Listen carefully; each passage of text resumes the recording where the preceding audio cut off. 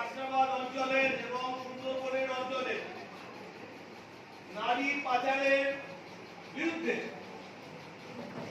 বাল্য বিবাহ যাতে না হয় তার জন্য যে অক্লান্ত পরিশ্রম না করে যাচ্ছে, এদেরকে কোনোভাবে ধন্যবাদ দিয়ে আমরা ছোট করতে পারবো না। আজকে আমরা অত্যন্ত আনন্দিত যে আজকে আমাদের মধ্যে আজকে যে 30শে জুলাই আন্তর্জাতিক পাচার বিরোধী দিবস, এই হায়দ্রাবাদ এলাকার মধ্যে আমাদের বিদ্যালয়কে তারা সিলেক্ট করেছে যাতে করে এই স্কুলে এই অনুষ্ঠানটা উদযাপিত হয়।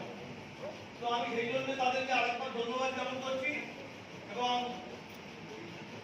আজকের যে বিষয় অত্যন্ত গুরুত্বপূর্ণ বিষয়, তোমরা বিষয়টা মনোযোগ দিয়ে